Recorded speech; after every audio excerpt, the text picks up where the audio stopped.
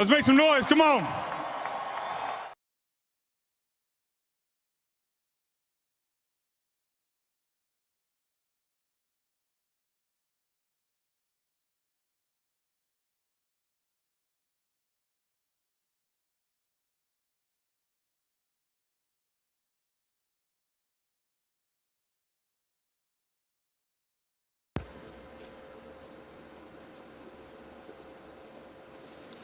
Well, thank you, Nick Foles.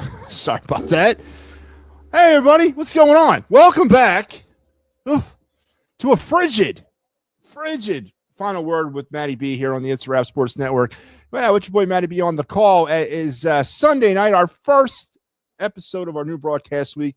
I hope on this February 1st, this finds you well because, boy, oh boy, it's cold out there, man. It is cold. I refuse to go outside. Straight up refuse to do it. I've been inside pretty much 75 to 80% of this day.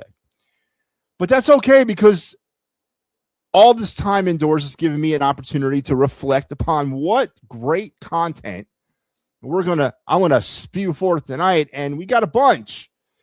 We have some after the fact Sean Mannion type stuff that we could discuss. It's circulating around the water cooler, and I'm getting all kinds of feedback, interesting feedback from all sides of the fan base about a man that nobody knows about.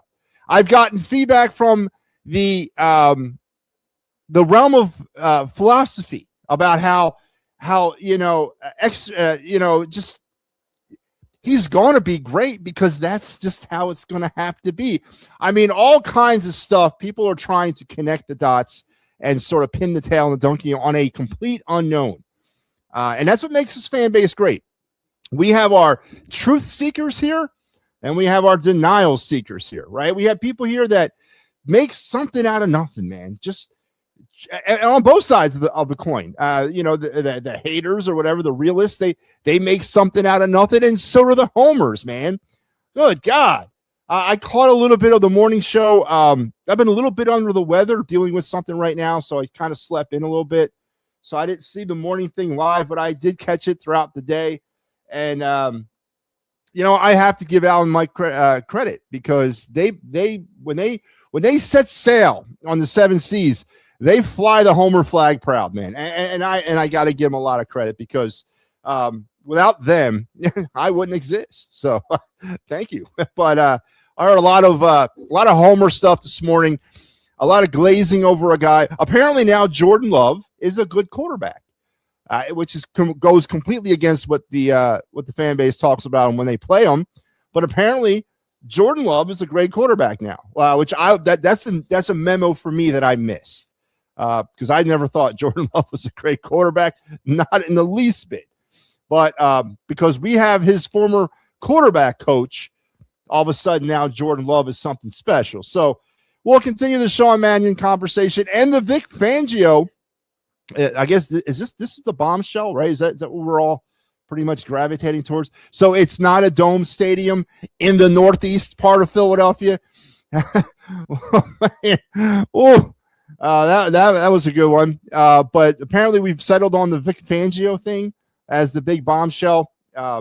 People are trying to talk us off the fence for that one too. Homers are out there trying to take preemptive measures to turn that thing off because apparently it's been verified that he did tell the team that he was coming back, but now apparently that might not be the case, as the Eagles will neither confirm or deny whether or not Vic Fangio will be your defensive coordinator in 2026.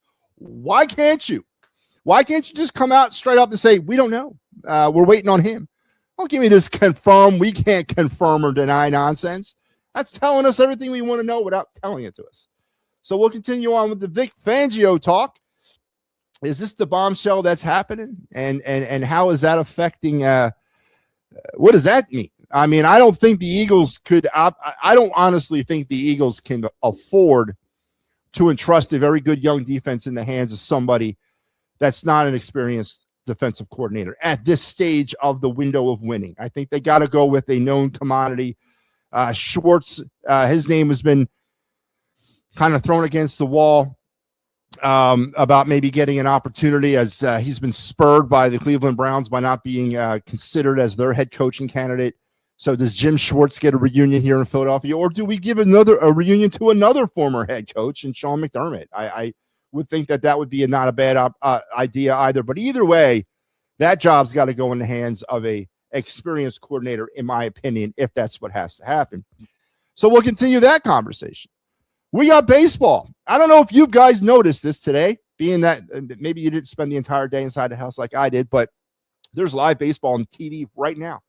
Right now, there's live baseball on TV. If you flip to the MLB network, you'll be watching the Caribbean series, which pits the best teams from the Latin America Winter Leagues in a World Series type tournament to determine the overall winner from those winter leagues that have wrapped up.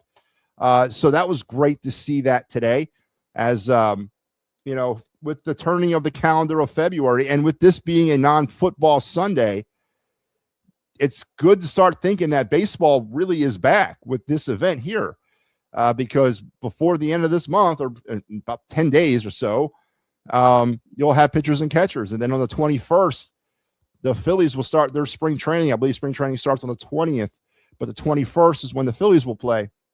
And then it's full speed from there. So no football today, no problem, because baseball is back. And if you're jonesing that bad for baseball like I was, flip your TVs on the MLB network right now and check out some of the Caribbean series events. Not that this is like quality baseball. I get it. It's, but it's baseball. And it got me thinking today. Baseball is truly a year-round sport if you kind of ration it out and think about it. And we'll discuss that a little bit more. And then I'm going to spend a lot of time tonight talking about the Flyers. I think it's time to really sit down and dissect this team as we get ready for the Olympic break. And to be clear and to be very frank and upfront, I'm concerned. I'm concerned in the direction of the rebuild. Now, I'm not concerned in the direction of the season. That's not what I'm concerned about. But I've had opportunities to sit down and look at some of these things a little deeper, look at the system a little deeper, look at the draft pick production over the last couple seasons, look at what's potentially on the way. We do that here on this show all the time. We break down Flyers prospects all the time.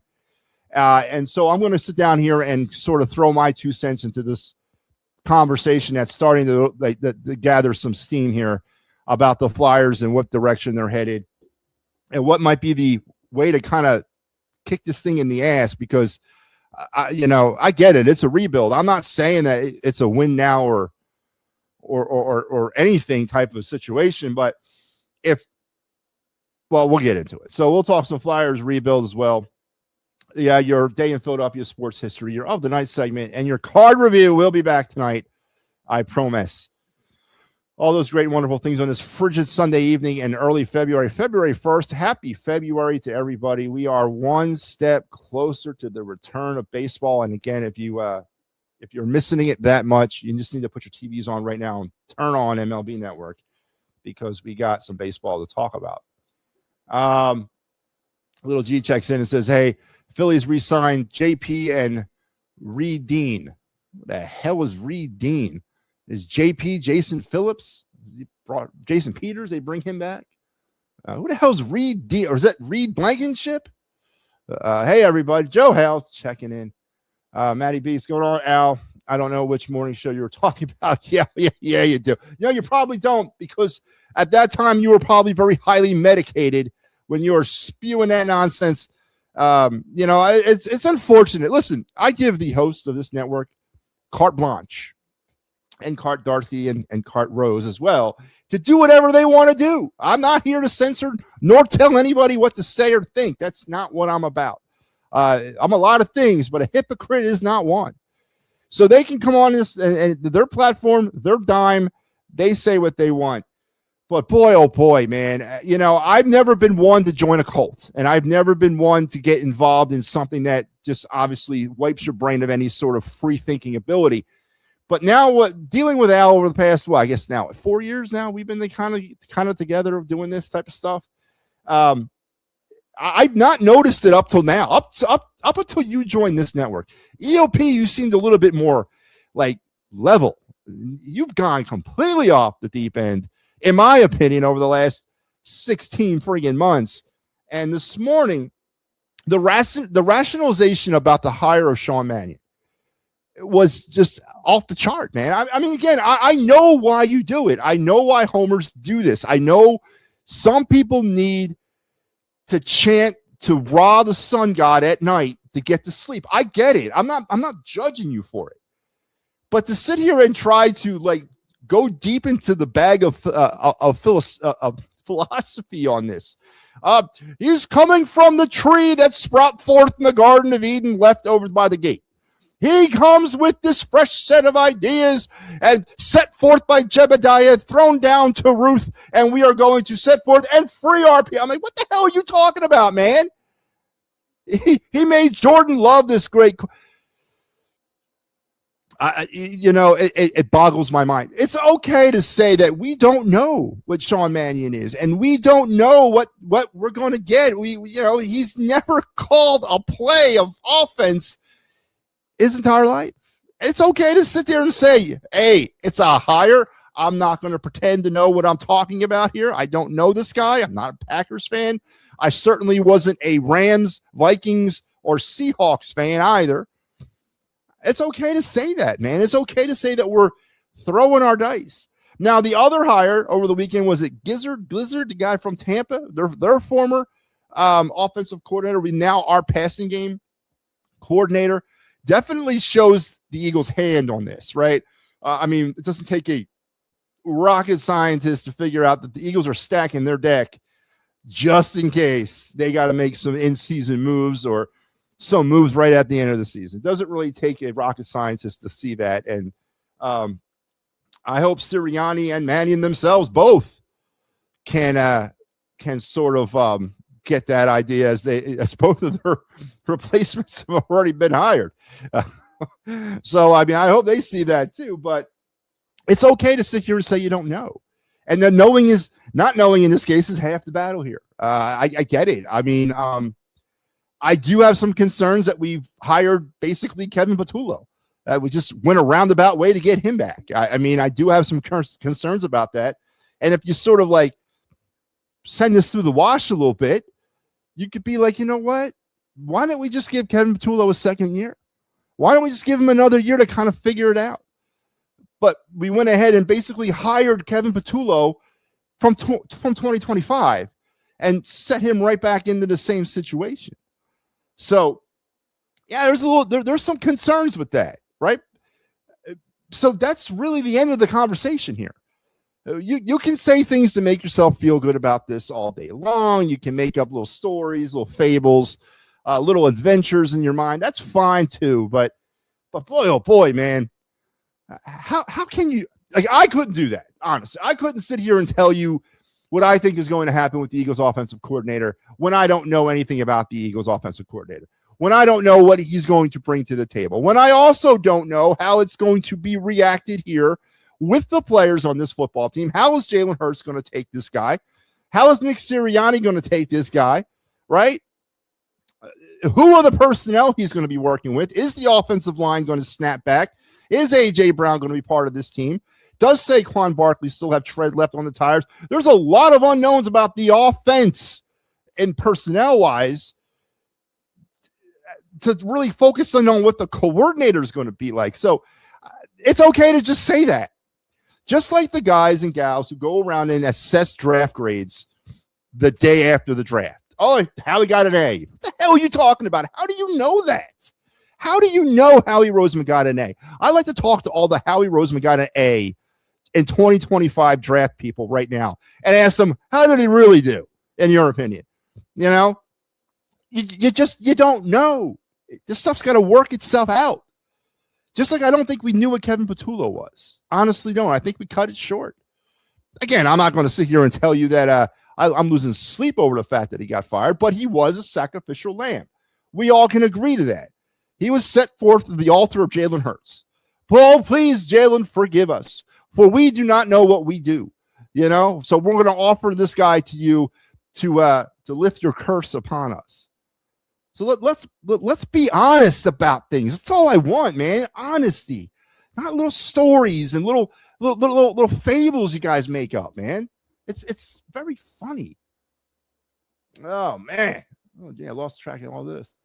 How long you doing? Oh, how you doing, Joe Hale? How is Ricky? Oh yeah, I'm having side conversations. I'm good. Ricky is okay. Awesome. If I was the Eagles, I would let Fangio go and sign Schwartz or McDermott because neither might not be here after next season. Because neither might not be here now. Well, actually, if you look at it this way, and you got a good point there, Kaepernick. If Fangio does retire, right? Obviously, he's not going to be here after 2026. Schwartz could possibly get a head coaching job after 2026. McDermott could return to the coaching ranks in 2026. So either way, and if Fangio doesn't retire, say he does come back in 2026, the odds are he'll retire after 2026. So anyway, you're looking at this situation in as far as the defensive coordinator goes, you're just trying to stick a finger in the hole of the dam right now for just 1 year. And then you can reassess this at the end of 2026, because either way, in any one of these situations, you could be losing that defensive coordinator at the end of 2026. So I think the Vic Fangio thing is more of an inevitability than something that, is going to happen. It will happen eventually. I'm not saying he gets fired or retires at the end of the retires now, but the odds are if he does come back, if somebody does talk him back into coming back, that's going to be it for him in 26. He's going to step away more than likely. So you're looking at a temporary fill no matter what. As you mentioned, some of the people that we should think about bringing back, probably won't be here for more than a year either. So great point there, Kaepernick. It's good about Ricky. Good. I think Joe and Ricky are both doing good. Don't know how Josh is. Josh. The best reason why the Eagles signed Manny is the Eagles don't want to miss out on him. And I just mentioned that. I think that the Eagles are setting, not only with the Mannion signing, with the, what the hell's it, Guzzard? What the hell's that guy's name from Tampa? Again, I'm not going to sit here and tell you that I know anything about this guy either, but I know he was their offensive coordinator, which is not necessarily something. I mean, what happened to the Buccaneers last year offensively? They fell off a cliff. But I think you're right. I mean, the handwriting's on the wall. If Mannion can't hack it as an OC, they're probably going to ask Mannion to give the job to Gizzard. If Mannion can hack it as an OC, but the Eagles still fail, then you got Sirianni getting fired, and maybe they give it to one of the others. So you're right. Both the replacements are here. And absolutely, as I said, they're stacking the deck for 2027. I 100% agree with that statement. I never said any of this. You better check the label of your call, sir. I literally said we didn't know. No, you didn't. You said that, but then you went on this other diatribe about, philosophical existentialism and stuff, and getting into the tea leaves and jumping around and saying he could do this, he did that. You did say you glazed over Jordan Love. You did. I know you did. Since when is that? Jordan Love is a mid quarterback. Jordan Love's worse than Jalen Hurts, for God's sakes. You did glaze over Jordan Love.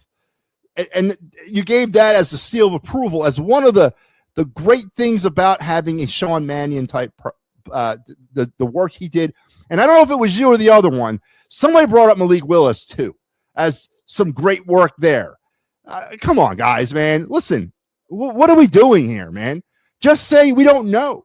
And then you also brought up the backup quarterbacks make great coaches, usually, and the time spent with Nick Foles and all that. You did build them up, man. Come on. You didn't just sit there and say, I don't know. Because really, that's all you had to say. We don't know. We don't know nothing. We're not on the inner circle. I wish we were. But we don't know. And that's the end of the conversation right there. You didn't spend enough time talking about the fact that we hired Kevin Patullo in 2026. You didn't spend any time talking like that. That was the hard biting stuff I was waiting to hear from you. But I didn't get it. I just said they were hedging their bets. Yes, you did. I heard you say that. What's up, man? How you doing?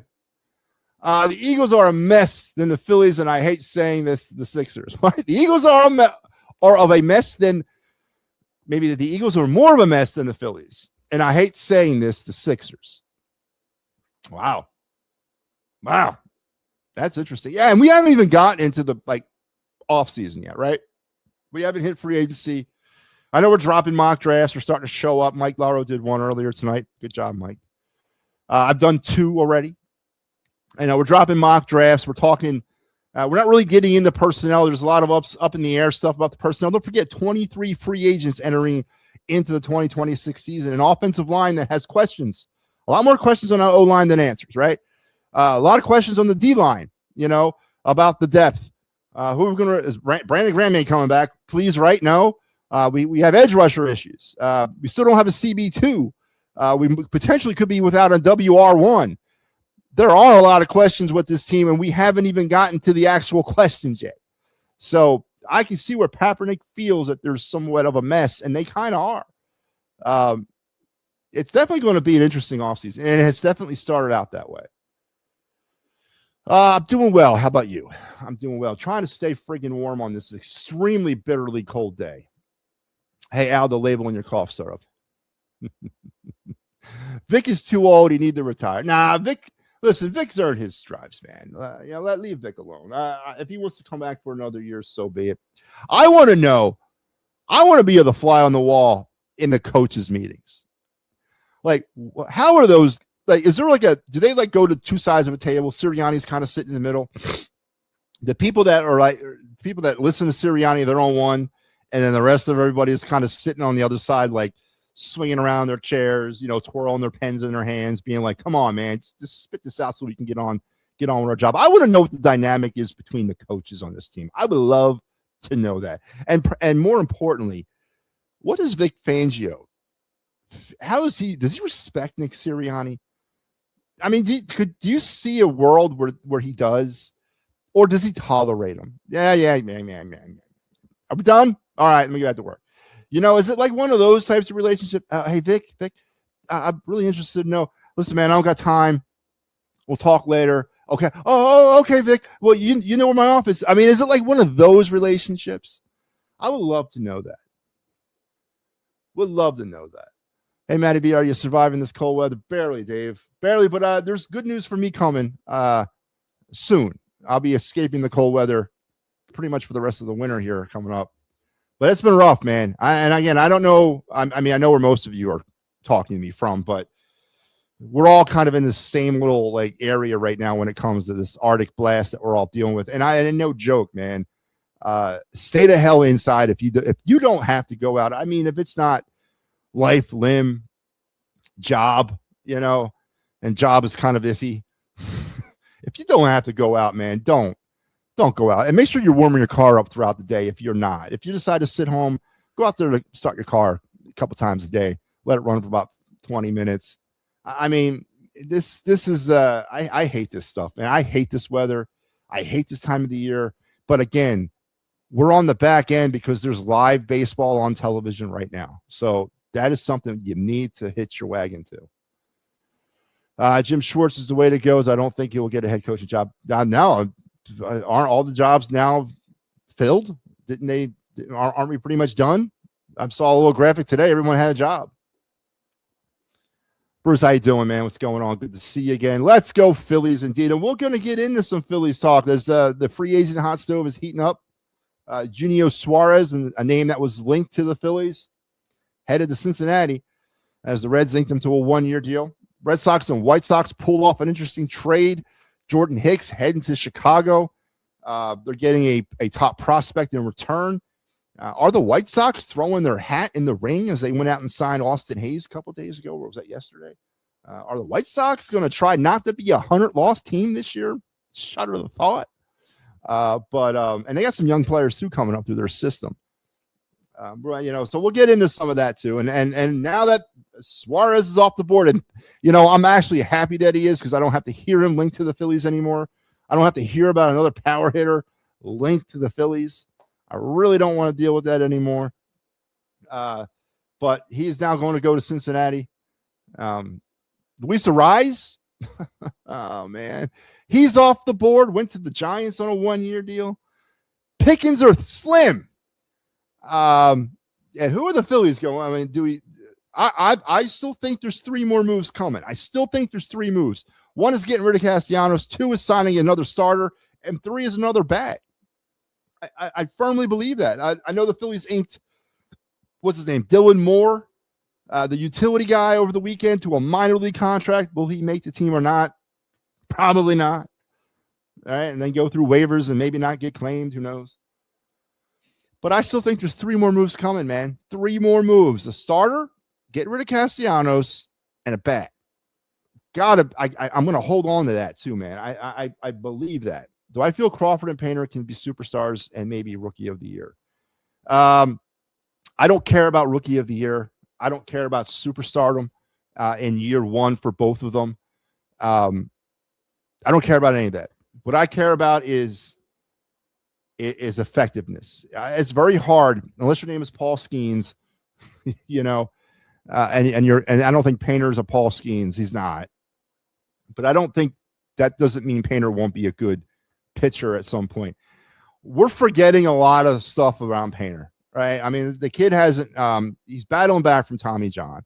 He was at the pinnacle of making the team a few years back, got the Tommy John situation, got completely derailed, you know, was on the fast track of returning. Last year, you know, everyone's like, well, he had a bad year at AAA. Well, yeah, no kidding. It took him like 3/4 of the season to get all his stuff back, for God's sakes, and he still hasn't got all his stuff back.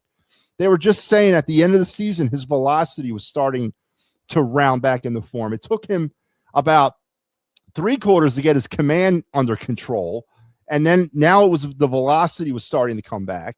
I mean, everyone's like, well, he had a bad, yeah, of course he did. The guy had Tommy John surgery, for Christ's sake. Cut him some slack, man.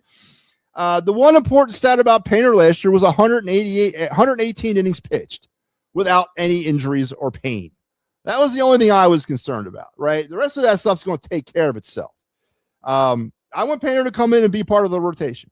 I want Painter to come in and eat meaningful innings, pitch meaningful baseball, keep the team in a position to win baseball games, and suck up innings. That's what I want him to do. Pure and simple. Right now. I'm not asking him to be the ace.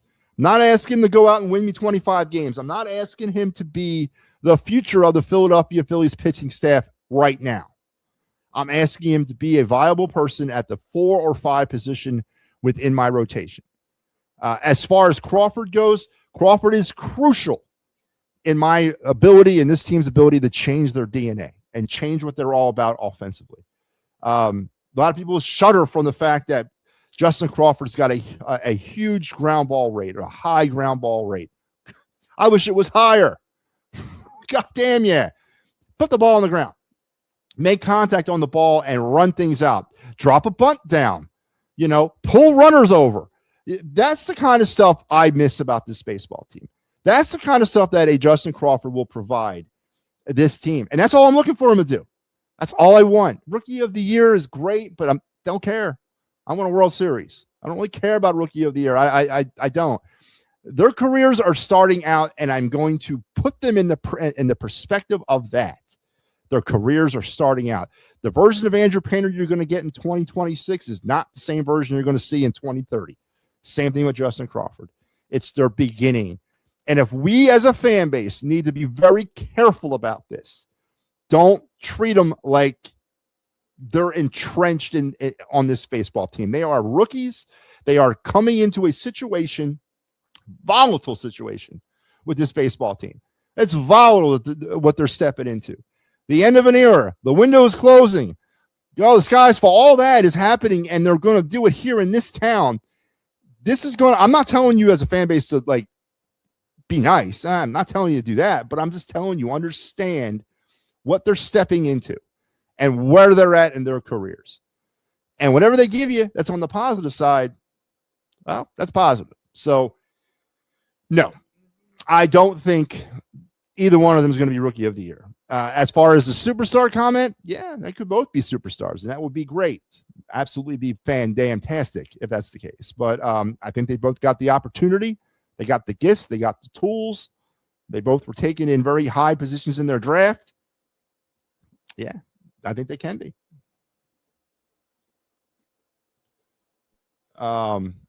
Josh are the past. Oh, Josh Grizzard, Miss Gizzard, Grizzard. Grizzard, Mannion. What happened to Smith and Jones, man? Can we go back to those names? Yeah, Grizzard and Mannion. Yeah, Josh Grizzard is the man. That's his name. I'll get there. It took me half a season to get Patullo down. And they fired him, man. They fired him.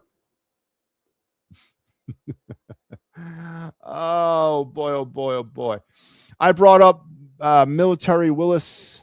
What the hell's Military Willis? And he's about to get paid. Who the hell is Military Willis? Is it Malik Willis? Oh, it's fine. He can get paid all he wants, but to sit there and glaze over the work that Sean Mannion did over Malik Willis. Come on, man. What are we doing? I mean, we're just looking for things to talk about now, right? Okay.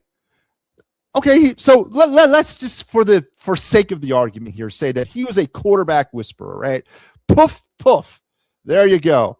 That's not what he's doing here, right? That's not what he's doing here. He's going to be calling plays, coming up with an offensive scheme, and running plays. Obviously, Kevin Patullo, wasn't he the quarterback coach too? Right? That relationship went to hell fast. Again, I'm not. I got it. I get it. I get it. But we're not asking him to be the quarterback whisperer here. And as an offensive coordinator, I know it's kind of part of your job, but it's not the whole part of your job. You're trying to construct an offense. Mechanics of your quarterback are somebody else's job, right? I mean, if Sean Mannion's got to stop practice and go out there and tell, hey, Jalen, don't throw off your back foot. Or, hey, Jalen, you see this little lane right here? Well, when the play breaks down, I need you to run, but don't act like you're going to run. I mean, we got to start getting into that stuff with him. Then what the hell is the quarterback coach here for? I need Sean Mannion to be a competent play caller, and we don't know that he can be. So right now, he's got to, again, I'm down the middle here. It is what it is. Bring him here. Let's see what he can do. I'm just saying, explain to me why Kevin Patullo got fired. Explain to me the X's and O's of why Kevin Patullo got fired. Because we just rehired him, if you kind of break it down. Absolutely break it down. That's all I'm trying to say. I have never glazed over Love. I talked that he did help prepare Wills. Yes, someone of you talked about Love. I'd rather see Nick Foles. I'd rather see Nick Foles as OC. And Phillip Rivers, man, what happened to that? If we were going to hire a washed up, well, not washed up, but a retired quarterback, why don't you hire one that's headed to the Hall of Fame? And Phillip Rivers, man, instead of some career backup guy that never even really sniffed any sort of major competition. But I don't know, man. It is what it is. I'm just trying to. I'm giving it to you from the perspective of concrete versus fantasy. I hope you had a safe and warm weekend. I did. I hope you did too. I think Vic tolerates Sirianni, but I like to know what buffoons are sitting on the side. Well, it's all the younger ones, maybe the ball boy, the real young staff members, or maybe he pays people to come sit there just to act like they're on his corner. I would love someone that's about to get fired, like someone who knows their job is over. Just go in over the phone, hit record. It's for one meeting. I just want to see the dynamic. I want to see how a meeting is done between the coaching staff. You too, man. Why are we back on this? MattyB, we are missing a lot of free agent signings. We are. But Bruce. Again, we are. But let's crank the clock back to November. Okay. What was Bruce Harper's number one concern about this baseball team coming out of the season? Like, when you looked at this team in terms of what it needed, like, what did you see? What did the Dodger series, what did the regular season, what did the Mets series, what did the 24 regular season, what did that tell you that this baseball team was lacking? Because I'm going to tell you what it told me. It told me we need actual hitters. We need contact hitters. We need players that can put the ball in play. I don't need any more home run hitters. Wait, Bo Bichette would have been nice, but Bo Bichette was not on my radar. And I would like to believe, deep down, a lot of Phillies fans might have looked at Bo Bichette's free agent status and said, that would be interesting. But It ain't going to work. We're not going to be able to go out and get him, right? And there's a reason why you thought that way, because of the bloated contracts currently on the Phillies. So I didn't even bother pretending that this was an opportunity. And that's why when this whole Bo Bichette thing came around and then blew up, I wasn't really that upset about it, because I never thought it was a reality to begin with, or a possibility to begin with. So the way I thought was, the core of this baseball team is what it is. Now, I did not want Schwarber back. I did want to get rid of him, and I wanted to bring Alonso here. I wanted to go after Luis Ariz at second and bring him in. I wanted Caley Jansen in the back end of my bullpen, and then a Patrick Corbin-esque type number 5 starter to kind of be a safety net along with Walker and Painter, right, at the back end of the rotation. But my number one goal for this team, with these bloated contracts and all this money that's invested, I wanted an infusion of our young players. I desperately want to see what the minor league players can do this year. I wanted to see Painter, Crawford, Kemp get a large role, eventually Aiden Miller, and Gabriel Raconis Jr. out in the outfield. That's who I wanted. That was the infusion that I wanted. That was my big like direction this team should have went. And right now, if I sit back here now in February, great to say that, by the way, in February, it's kind of what they've been forced to do. And it's kind of what they're looking at, with maybe the exception of Gabriel Raconis. His name's not brought up yet. We have to wait and see him in spring training. But it looks like the onus is going to be placed on the young players. It's going to be placed on the Crawfords and the Painters. Miller should be left alone. The man played like 2 games with the Iron Pigs at the end of the season. Leave him alone. Let him get a season or a half season in with Lehigh Valley. Let's see where he's at with that. There's no need for him right now. We have a third baseman. His day will come. Why force the issue on Aiden Miller when you already have a third baseman? But that's the direction that I wanted this team to go through, because I wanted them to change their DNA. I don't want to be a power hitting team that has a problem, a criminal problem about getting runners in when you have first and third with 1 out or less than 2 outs, first and second, less than 2 outs, runner on second with less than 2 outs, a runner on third with less than 2 outs, bases loaded. This team cannot get run. They cannot produce runs in those scenarios to save their life. And I'm tired of being a team like that. And we saw that in the Dodgers series. We saw that in the Mets series. We've watched that through 162 game regular seasons over the last 2 years. This team is criminally negligent on being able to play small ball, if you will, being able to play contact baseball, moving runners over. 7 sacrifice flies by the Phillies in 2025. 7 in 162 games. Have you ever heard that before in your life? The Phillies executed a sacrifice fly 7 times in 2025. That's terrible. A run scoring sacrifice fly. Let me be very specific about that. That is terrible. I wanted that to change. And I think when you keep the core together, the Harper, the Turner, unfortunately, Real Muto, because you had no choice there. And then now you're bringing Schwarber back in. That's a competent core of power hitting players with contact ability, and you sprinkle in a bunch of contact hitters around them. I think it makes this lineup a lot more lethal. So the free agents, the Kyle Tuckers, the Cody Bellingers, I guess the Bo Bichettes of the world. Yeah, they're sexy names. They're big names. But so are Trey Turner, Bryce Harper, JT Realmuto, and Kyle Schwarber. They're big names too. So I don't need any more big names. I need guys that come in here that can move a friggin' runner over. I need a guy in here that can lay down a bunt. I need a guy that can go from second to third. First of all, recognize the situation that he can go from second to third without putting himself in a position to get gunned down in a critical moment like in the playoffs. That's what I need. I need baseball players. I don't need home run hitters. We have enough of them. So actually, the way it's worked out, not quite the way I wanted it. As I said, I wanted Ariz to replace Stott. I wanted Caley Jansen back into my bullpen. I wanted Alonso. I wanted to put Harper as my DH. There were some things that I wanted that I didn't get, but for the most part, I'm okay with it because now the young players are going to have to play. And that's what I wanted. And that's what I want to see.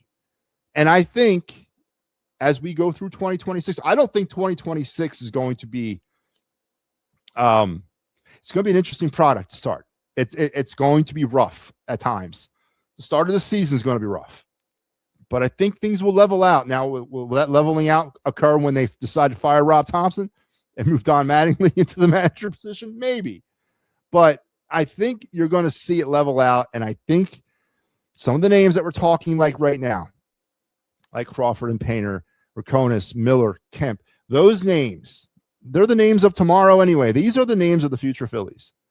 And we might be talking, I don't know, we might be talking pretty good about some of these names by the end of the season. So this is what I want. I feel Nick will be gone soon if he is not reliable. As he is not reliable, I agree. Are we talking about Nick Sirianni or Nick Castellanos? Be more specific, please. I feel you're right. As rookie of the year isn't important as long as they can be good or effective, like you say. Yeah, again, we got to keep it sort of in perspective a little bit. I heard the Pirates were interested in Casty. I've heard that. I've heard the Marlins.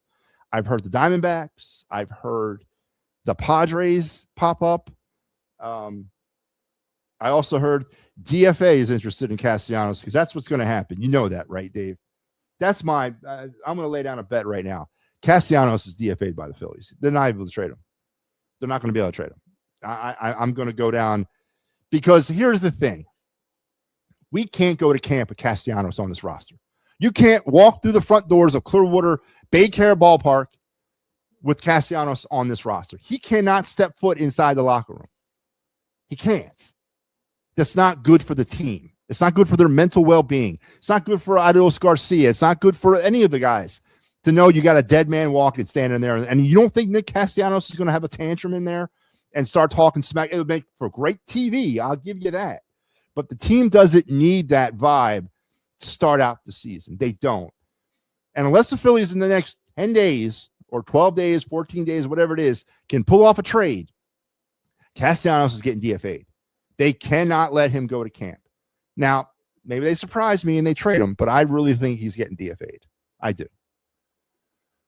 The Phillies are my favorite team of all time. I love them as I love the Eagles too, but not as much as the Phillies. Yeah, it's two apples and oranges though, man, right? Football and baseball. You look at the seasons, 162 games versus 16 or 17, whatever it is.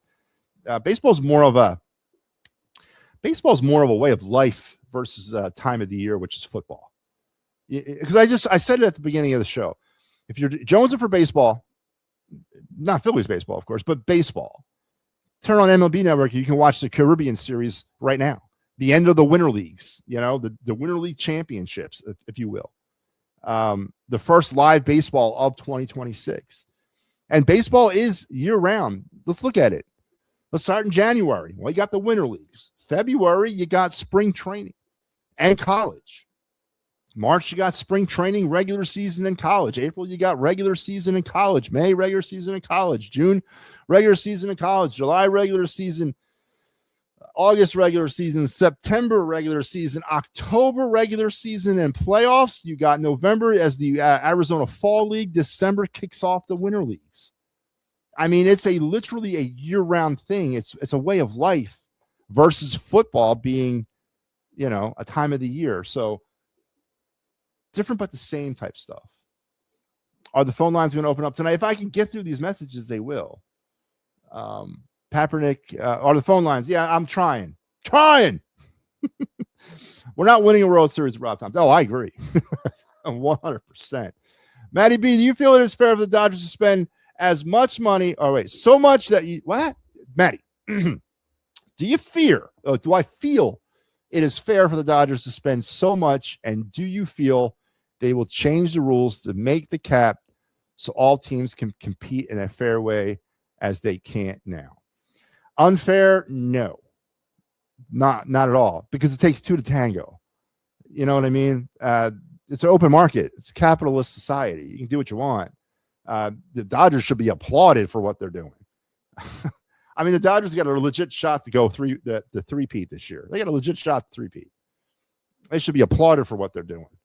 Right? No, unfair, no. It should be copied. Should be modeled. I don't know if you can, but unfair, no. As far as the spend so much thing, well, isn't that what the cap's all about? Trying to stop that, And as far as making it fair, kind of an equal playing field, it's sort of an equal playing field right now. It boils down to what the owners want to do. And there are owners out there, a lot of them, that don't care, that they're in the investment is for what the yield can be, right? They don't want to risk it. They know they can get X amount of money from the gate, X amount of money from concessions, X amount of money from merchandise, X amount of money from TV, X amount of money from paying players. And they're okay with that.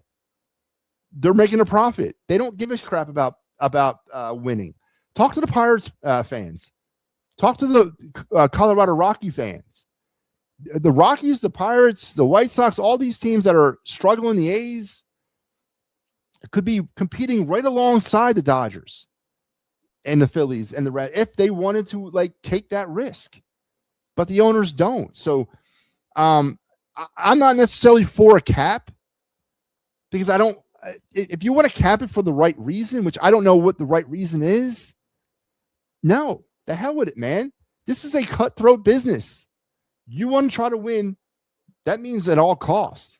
And if that means trying to buy teams, then so be it. You're gambling, right? It's a big gamble. But some owners out there, I don't care about that. I don't care if we win. As long as I make X amount of money at the end of the baseball season. That's all I care about. If I can stay within this profit margin, hey, screw the fans, man. I don't really care. I'm going to go to bed on a pillowcase stuffed with $100 bills. What do I care about what Joe Schmo ticket holders doing? I don't give a shit. No. So no, I don't necessarily think there should be a cap. No, I don't. Not for that reason. If you want to go ahead and you want to throw caution to the wind, then so be it. I think there should be stiffer penalties for violating the thresholds. Stiffer penalties. I mean, big time penalties. Something along the lines of what hockey does. So in hockey, the RFA, UFA, that's a huge part of their collective bargaining agreement. As a restricted free agent, you have you go through restricted free agency 3 different times from your draft year up until you hit unrestricted free agency, right? And in the RFA situation is you're under team control, right? Now, if you at some point during your negotiating period as an RFA, another team covets you that much or more than your current team, and they outbid your current team for your services, then that team is made to pay a stiff penalty for poaching you. For example, if you're a first-round draft pick, right, and you're poached by another team as an RFA, you owe the team that lost you your next 5 first-round draft picks, right? And it's the same thing. Like if you're a second-round pick, it's like your next 3 second-round picks, so on and so forth. I think the penalty for violating the tax thresholds should be stiffer and should have more ultimate ramifications on this team's ability to keep an organization going. So no, as far as the salary cap goes, hell no. It's a capitalist society, man. Spend until your eyes bleed for all I care. Who cares? Because there's owners out there that won't. That's what will be the yin and the yang here is there's owners that don't want to spend the money. They don't care. So that counteracts the teams that are out there spending crazy ass money. So no. And if you're mad that the Dodgers are a bigger market, better fan base, better merchandise, well then put yourself in a position to be better. Go out there and build a winner, build a championship, build a dynasty, be a better draw at the merchandise counter than the Dodgers are. Yeah, I mean, it's simple. Free market society, man. God bless America, No, so no, I don't really necessarily believe in a salary cap. Oh, man. Oh, man. MattyB, I feel Eli or Peyton could be a good head coach. Eli. No, not Eli. Peyton. Which one's Chad Powers? That's Eli, right? I think Peyton would be. My number one thing coming out of the Dodgers series is that Robbie will be fired with the extension. Is there a Japanese or Korean team that they could sell to Castellanos? I don't know. I don't think we can do that.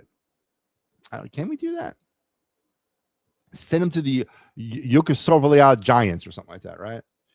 I feel that no one is that one of the best ideas I've ever heard with I feel that is one of the best ideas I've heard of with the penalties. Yeah, I think that's the only way you're going to I don't necessarily think a cap is the way to go.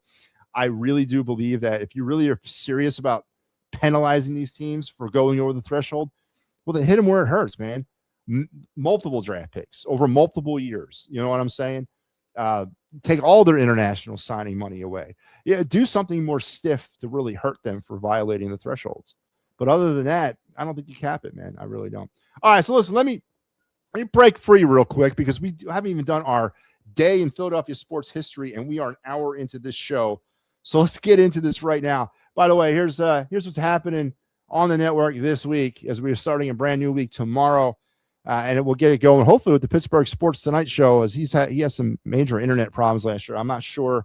I haven't talked to John, so I'll probably reach out to him tomorrow and see where he's at. But then I'll be back at 9 tomorrow. Tuesday, you got me, Pittsburgh Sports Tonight. Don't forget, Pittsburgh Sports Tonight 3 nights during the week. And then let's throw in some Flyers cap as well. I mean, talk about the Flyers yet. I do want to talk about them. Pittsburgh Sports Tonight again on Wednesday, along with the Pittsburgh Sports Desk. It's a Pittsburgh sporty kind of night on Wednesdays. And then me with the final word. And there you have Thursday, Friday, Saturday, the best of the It's a Wrap Sports from the week. And then on Sunday is the AM Philly Sports Show along with me.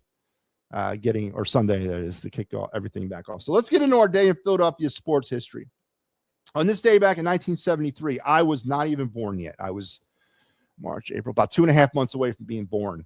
But on this day, in a late January game against the Pittsburgh Penguins, Flyers defenseman Barry Ashby, upset with being called for a penalty, struck the referee, knocking him to the ice. What kind of penalty did the NHL implement for such actions back then? Well, here we go. Clearly a sign of the times. Ashby received just an 8-game suspension and was fined $150. That's it. For hitting a ref, Barry Ashby was suspended for 8 games and fined $150. And that was on this day back in 1973. And you wonder why refs and umps are pissed off all the time. Can't even get protection from the league. Imagine that, man. I guess $150 in 1973 would be what? What would you equate that to today? 1,000, 500, maybe $500. Would $1,000, has inflation gone that much out of control that you could equate $150 in 1973 to $1,000 today? Still, that's nothing, right? But obviously, man, refs were definitely taking their goddamn hands, fate in their own hands. Their own fate in their own hands. So on this day, Barry Ashby fined for $150 and 8 games for hitting a ref. Oh, man. January has finally arrived. Phillies begin playing. Yes. And again, Jose, listen, I'm telling you, go to your TV. I don't know what service provider, streaming service, whatever you have, cable, dish, network, whatever. MLB Network right now. The Caribbean series is underway. We have live baseball right now. Right now. MattyB winning. Who you got winning the Super Bowl on Sunday? I'll let you know later in the week there, Dave. But yeah, I'll let you know later in the week. I was 4 years old in 73. I wasn't born yet. I was about 2.5 months away from being born, Peppernick. I was born in April of 73. I forgot props, locks, and parlays. Oh, yes, they will be back on Tuesday night at 8. By the way, Mike, don't go into the Happy Valley Huddle studio. Go into the AM Philly Sports studio to do props, locks, and parlay. I'm trying to condense some of the studio space down. I took away Happy Valley Huddle and took away and the Birds Flyby. So you're gonna collapse down in the AM Sports studio, and then all post games. I don't know why I'm telling you this over the open airways, but anyway, don't go into the AM Philly Sports for props, locks, and parlays on Tuesday. Oh man. Approximately $672. Is that what it really was? That's what it was equivalent to? Wow. I thought inflation was more than that. Sorry. $2,017.36. Okay, that's more like it. That's wow, that's a lot. That's like really high. Sorry. Come on, man. So $1,095, so about $1,100. Yeah, that's about right. Damn, what's happened to this country? Inflation. So Barry Ashby fined almost equivalent to $1,100 today, which was $150 back then, and suspended for 8 games. Can you imagine that? Man. My Google was being weird. Well, thank you, Al, for doing the research. That's why I need a producer. But anyway, that was your day in Philadelphia sports history. We're cramming in on an hour here. I do want to transition real quick. Let's talk some Flyers. Flyers are mercifully getting to the end of their, first half. I mean, we're well beyond the halfway mark of the season, but 2 more games until they get to the winter break or the Olympic break. And there's a lot of leaks coming from the Flyers ship. And here you go. By the way, we're going to finish you up into the winter, or I keep on saying winter break, into the Olympic break. I got you Tuesday, Flyers Capitals. We'll probably do a twofer here on the program as I'll transition right to the post game. And Mike will do standalone on Thursday. So there's your clear the ice for the rest of the week, and then like a 3-week break. And we got to then we'll resume after that. But real quick on the Flyers, you got Travis Konechny basically showing the frustration about, I'm tired of losing. Without saying it, he said it. Then today at the Flyers Wives Fight for Lives Carnival, you had Rick Tocchet taking the tour around the podcast and radio shows as you walk through the building there, discussing some things about the team, and then basically saying, and not basically, but saying up front, MattyB Michkov came in the camp out of shape. And there's been a lot of uproar about why MattyB Michkov's not playing a lot. I think a season low of 10 minutes ice time on Saturday in the loss against the Kings. Why he's not playing is because he's not taking this seriously. And that's the bottom line. I don't know what people want. If you come in the camp out of shape, if you're this is the top level, the top league in the world, the 1% of the 1% play here. There's nothing guaranteed at this level. And if you think after one season of play that you've earned enough credit and cash to walk into a season without doing anything in the offseason to prepare yourself for a season in the National Hockey League, I would honestly would like the Flyers to suspend him for the season without pay until he proves he can get back on the ice. So this uproar about MattyB Michkov and his lack of playing time, congratulations, Rick Tocchet. And I say be stricter about it. Take him off the ice completely. They should suspend him for the rest of the season. He shouldn't have played. He should not have played until the Flyers deemed him physically ready to play.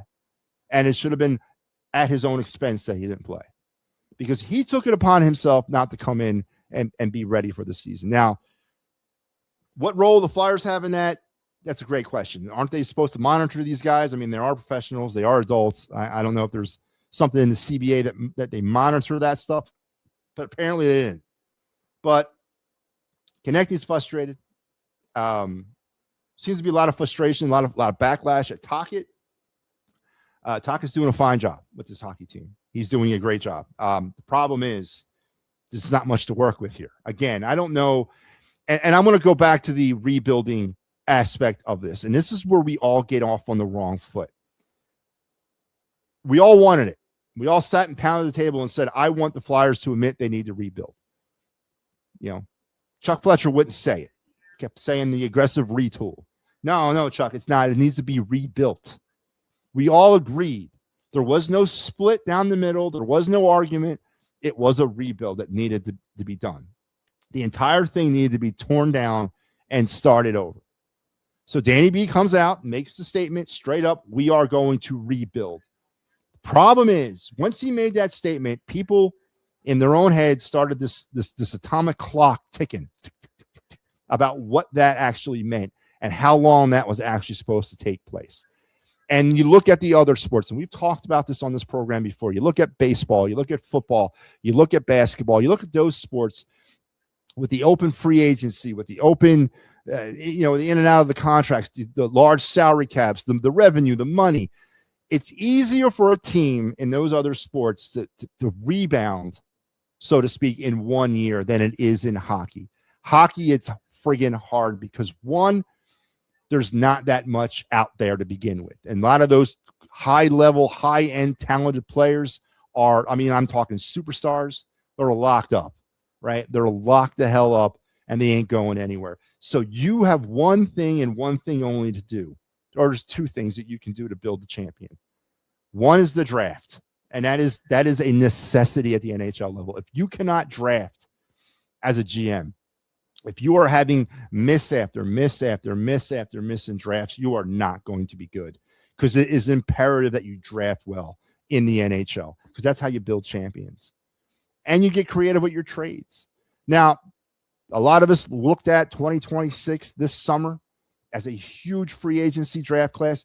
McDavid was going to be part of that. A couple other big names are going to get part of that. They were going to hit the open market. Well, that didn't happen. All those players got locked down because the salary cap got increased. GMs weren't expecting that, allegedly. I don't know how they weren't, but they weren't. So the Flyers were left holding a money bag that they have in 2026, but no one to spend it on. If you look at the draft or at the free agency class of 2026, a lot of older talent that doesn't fit the Flyers' timelines right now. So free agency is kind of off the board right now. The drafting of the Flyers just hasn't been good enough. And again, here's where I stand on this rebuild. If you're going to rebuild, then rebuild the right way. I don't think the rebuild was done right. And what do I mean by that? You got to go into the tank.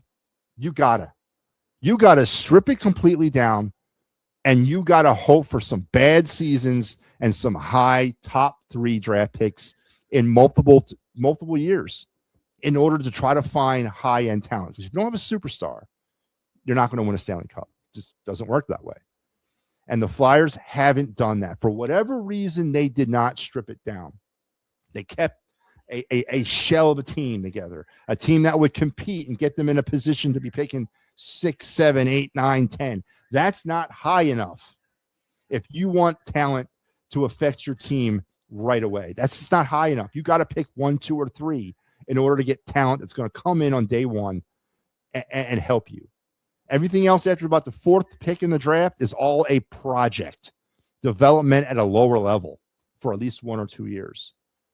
And the Flyers have not been able to get themselves in that position to really reach out for one of those players. So that's been bad. And their drafting in general has not been good. It hasn't. Even under Barrère and under Fletcher, it just hasn't been good. The Cutter Gauthier thing is looking more and more like one of the worst embarrassing situations to occur to the Flyers in a long time. This kid's the real deal. He didn't want to play here. I don't know the reason. We've heard theories about the reasons, but he didn't want to be here for whatever that reason was. We got Jamie Drysdale in exchange for him. It's safe to say Anaheim won that draft or won that trade, right? We got taken to the cleaners a little bit on that. So the Gauthier was a good draft, bad situation. For whatever reason, he didn't want to play here. Again, you come up with your own theories about why he didn't want to be here. I have mine. You look at Michkov. Michkov is looking more and more like a red flag, right? I watched Michkov the 1 year, the year of his draft year, and then the 2 years that the 2 years that preceded that draft year. I watched him in Russia. He's got character problems. He was a pain in the ass for his coaches in Russia. He was a pain in the ass for his players, his teammates in Russia. He was suspended multiple times for conduct issues. He was traded. He was sold. He was sent out of the league because of character issues. There was problems with Michkov, character flaws. That's why teams passed on him and the Russia thing during his draft year. You took a flyer on Michkov. If it worked, it would have been great. If it didn't work, well, you're stuck with this. And I'm not prescribing to, well, he's had a setback. No, this is who Michkov is. And I mean that as in the character ways. Michkov is Michkov. Michkov will do what Michkov wants to do. Michkov will not be a generational player. Am I saying he won't work out in the NHL? No, but he's not going to be what we need here to build around. He is not something to build around. He's just another role player, and we have a bunch of them. So we missed on Michkov, and I am going to say that after just 1 3/4 of a season. We missed on him, and not because of his talent level, but because of his attitude, because of his character problems. And I don't want to hear, oh, he's only 20. Who cares how old he is, man? He's old enough to cash a check. All right? It's a character problem with him. It's been something that's been following him around for a very long time. Michkov is an issue. So there's a red flag on him. Also, the other draft, Lutsenko, said it the night they took him. It was a reach, and it's a terrible reach. Lutsenko is never going to make it in the NHL. I'm telling you that right now. Lutsenko is a career AHLer. And if he does somehow crack into the AHL, no higher than a third line, maybe. But he's not the generational centerman that you could have taken at 13. Lutsenko's a miss. In a draft where the Flyers can't afford to miss on first-round picks, Lutsenko is a miss. A straight-up miss. And you're not going to, again, 13th overall pick in the draft, right? I get it, development, but had a terrible World Juniors. He's struggling in junior hockey this year. He's a miss. He's a miss. He's a career AHLer, potentially a fourth liner, but he's not what you take him at 13 for. So the Flyers have not drafted well. It's time to recognize that the rebuild needs a kick in the ass, because you're not escaping the rebuild. You can't just like wave a magic wand and it's going to go away. We're stuck in rebuild hell. All right. You need to bite the bullet, and you need to say, okay, Tippett, Konechny, Couturier. You may even have to suck the egg on Forrester, Brink, Cates, York, Drysdale, Risto. There's like 9 players right off the bat. Push them right out inside, right out in the middle of the trade market table, and go, all right, rest of the teams in the NHL, what are we doing here? What do you want? Let's make deals. It's time to drop a grenade in the room. It is. It truly is. We got a bunch of nice role players on this hockey team. We got some players you could build around, but you could potentially change the whole thing if you just pushed all the trips in the middle of the table and said, I'm ready to talk trade for everybody. Mitch Koff, everybody. Let's go. I need draft assets. I need prospects from your systems. I need a lot, because I'm not going to get a Stanley Cup champion with these guys. It's not going to work. Travis Konechny should be the number 1 trade chip target for every team in the NHL this spring. Travis Konechny should not be a Flyer by the end of this season. He should be traded. It's time to kickstart this rebuild. And if they don't go all in on selling and go all in on saying everybody is open, let's talk about everybody, then it's time to start focusing on Danny B and Keith Jones as maybe not the right people for this rebuild. You got to get your hands dirty on a rebuild. You got to get messy in a rebuild. You got to get nasty in a rebuild. And right now, they're trying to rebuild this team as clean as possible. It doesn't work like that. It got to go in the tank in order to rise up the right way. And they've tried it the clean way. It ain't working. Maybe, if we continue down this clean road, it works 25 years from now, whatever. But if you want to jumpstart this thing, if you want to give it a kick in the ass, you want to change complete directions, then you need to change complete direction. Kick them all in the middle of the table and say, I'm willing. Just let's talk turkey. Who wants who? And this is what I want in return. That's the only way the Flyers are going to change course on this thing. And a course change needs to be done. It's just not working. And we're stuck in neutral. We're not getting any worse. We're not getting any better. We're stuck in mid-purgatory hell. We're drafting it around that 10 to 15 range every season. It's not going to work. You got to start getting more creative. And it's time. It's time to understand that. It's time to drop that grenade in the room. Travis Konechny needs to be traded.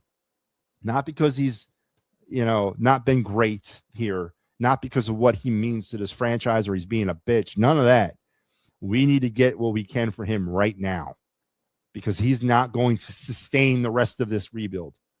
It's useless to keep him here, and he's hot. He is scorching red hot right now. It is time to move him along with the others. If not, then this is what it is for the next, I don't know how long. I don't. And I don't know how long you go down this same road before you're like, hey, Danny, I mean, what are we doing? Well, what exactly are we doing? We have some good potential players coming up in the system right now. Denver Barkey, who's sort of burst onto the scene. Oliver Bonks, the what's his face? The Alex Bumps, the players along those lines. There are some decent prospects there. There's some clay to work with, but that's in the future, and their course is set. They're coming. You got to get rid of what's blocking their path right now, because what's blocking their path is not working right now. It's time to free up that area, move these kids up, get these guys out of here, bring in some more assets and picks and whatever behind them, and rebuild this thing again. Unless you do that, unless you're serious as an organization to do that, this is what it'll be for the next foreseeable future. There's no indications right now that the Flyers are going to be anything more than what they are for the next 5 years than what they are right now. None.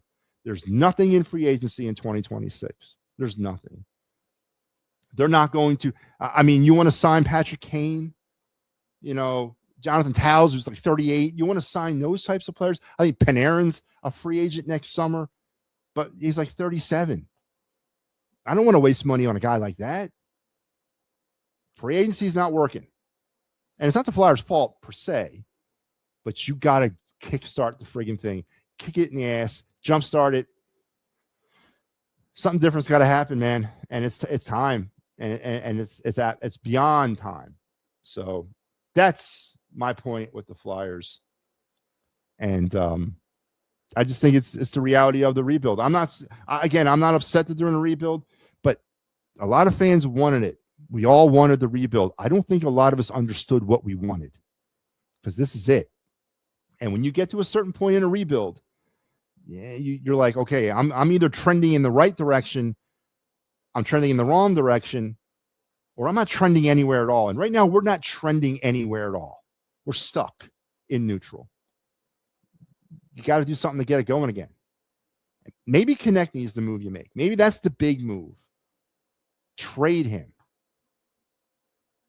Look at it holistically. He is not going to be part of whatever the Flyers are doing as a Stanley Cup contender. He's just not. So why are we holding on to him? It's a great question, man. And I'm going to be interested to see. So, yes, to answer any of the follow-on questions about that, the Flyers should 100% be sellers at the trade deadline. Everybody is on the table. It should have been stripped down way more. It should have been, Al. It really should have. And we screwed up. You might have wasted 3 years. You might have wasted 3 years to get to this point, and now all of a sudden we're going to back it up again. You may have done that, but that's got to happen, and it's unfortunate. Unfortunately, Joe, I don't think we're going to open the phone lines tonight. Great conversation, kept this show moving pretty good. We're an hour 15 in. I'm going to start wrapping it up. I do want to get through the other night segment. Joe, I promise we'll bring it back tomorrow. Phone lines will open tomorrow. First thing smoking, I'll drop the phone line in so you guys can call in. But we will not open the phone lines tonight. So let's get into the of the night segment and our card review, and let's close this baby out.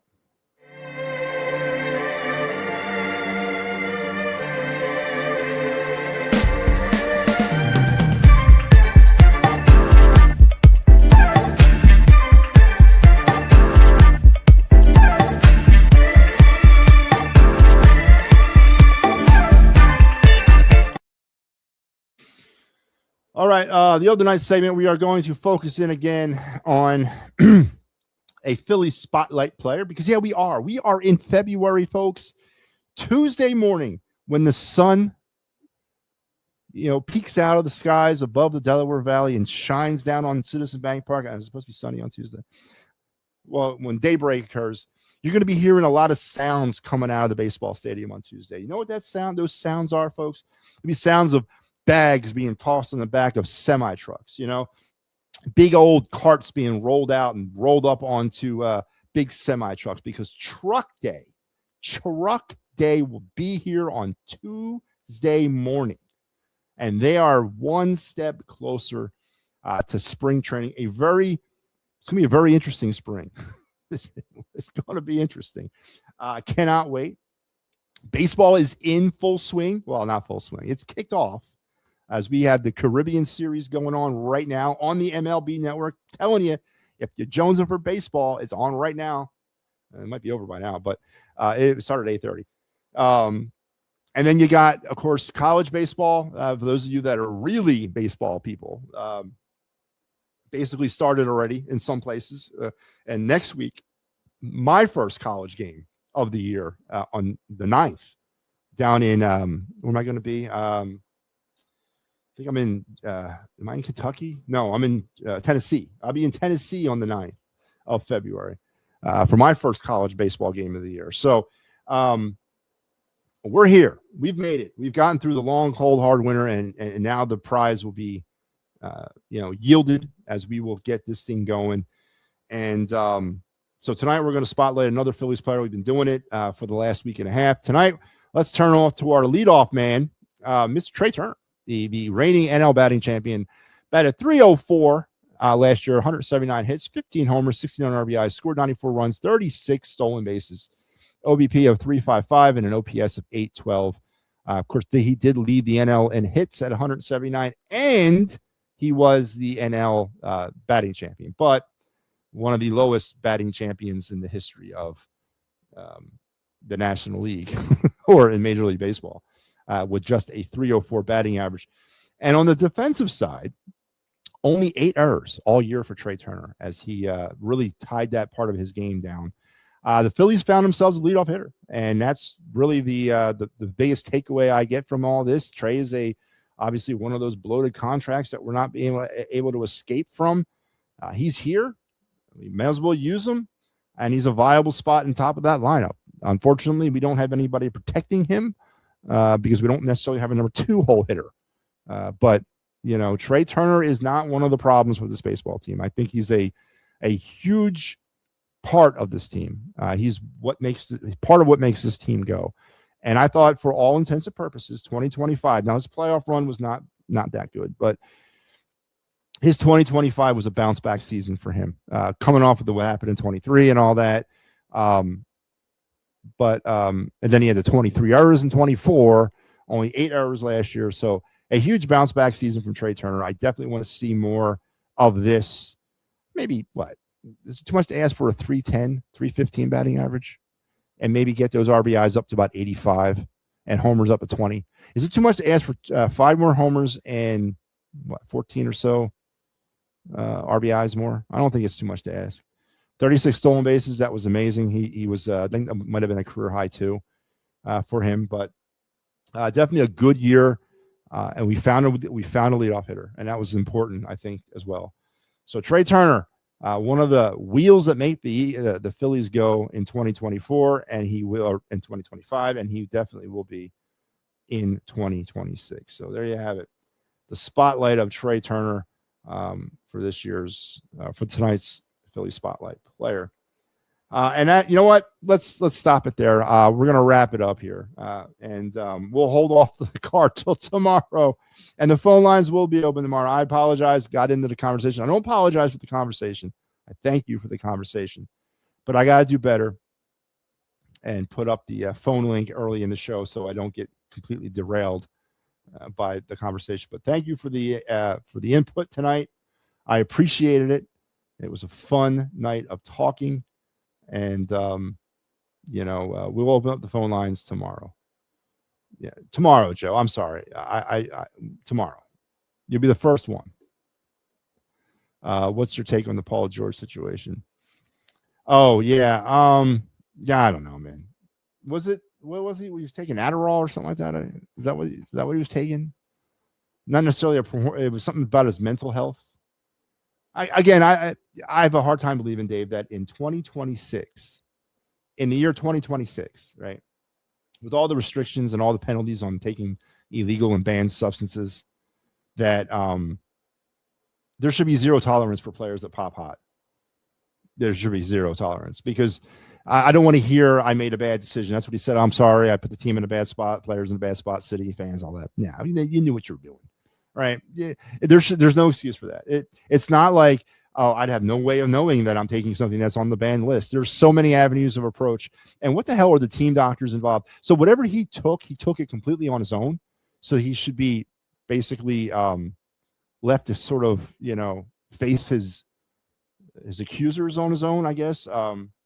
I don't think there's any excuse for it. I would have more and I know he sort of kind of in a political way took responsibility for it, but I would have a lot more respect for somebody to come out and said, you know what? I cheated. I got caught. What do you want me to do? I tried to one up, I tried to be better and I went the wrong way and now I got to pay the price. But just all this self-loathing, like, oh, I'm sorry I did this to you, and I get out. Spare me that nonsense. All right, you knew what you were doing. You're a grown-ass man who gets paid a lot of money. But again, there's zero tolerance in 2026 for taking banned substances because of all these team doctors are probably got to be all over these guys about that. Hey, do not put anything in your mouth. Matter of fact, all the prescribed medication that you're getting from outside doctors should be coming through us. It should go to the system. We get it. We sit there and we scrub our list, make sure that it's not banned, make sure that there's nothing in it that's banned, make sure there's nothing that can hurt you or hurt us that's banned. Then you take it.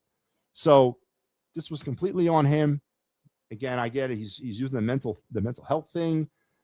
Yeah, well, I'm sure if you went to some people and said, I'm having problems with this, that, and the other thing, they would have given him the right stuff or done something different about it. Again, whatever. 25 games is not, matter of fact, it might actually work out better for the Sixers, right? It'll be more healthy for the playoffs because I believe in the NBA, you're not banned from the postseason, right? You can get right back in it. I don't know that for sure, but I don't think they have the same penalties as MLB when you're banned from the postseason. But no, I think it might actually work out for the Sixers. And doesn't it lower their tax threshold because his money that he's not making right now is not being counted against the Sixers, which it shouldn't be.